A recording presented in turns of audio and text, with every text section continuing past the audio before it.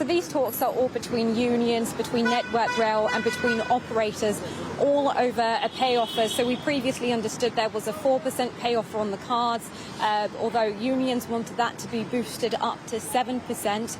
But the condition on the 4% was all to do with modernisation as well. So I'm joined here by Eddie Dempsey. If we just move around here, Eddie Dempsey, General Secretary from RMT. So can you tell us about what has happened in talks today?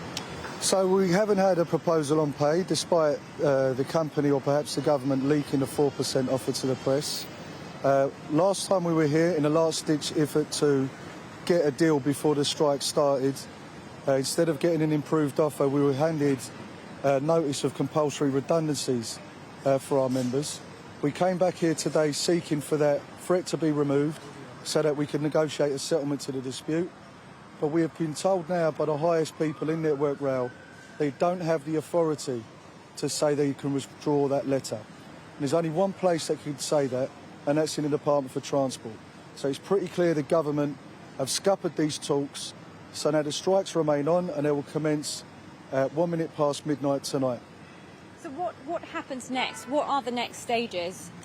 Well, this is an escalation in a dispute, and that will be responded to in kind. I'll be going to seek direction from my executive committee.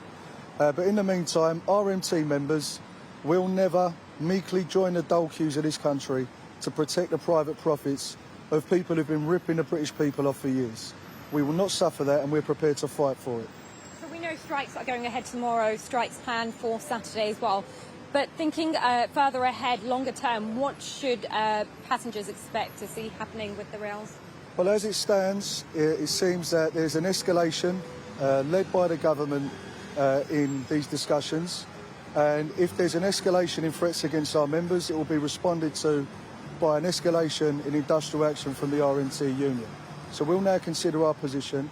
But until our members are given a protection for their jobs, a decent pay rise, and security in their work, we'll continue this campaign to pursue those aims. And Network Rail spoke about modernising ways in which work is done, meaning job cuts. I mean, what are your thoughts on that? Well, there's a real problem with that because it seems the modernisation that the industry wants is being fought over between the train operating companies on one side and Network Rail on the other. Right now, they're in a deep argument about who is actually going to employ railway workers in our stations.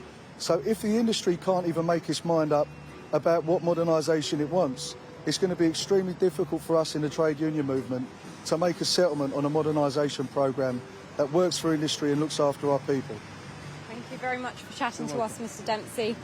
So as you heard, their confirmation strikes will continue tomorrow and more strikes planned for Saturday too.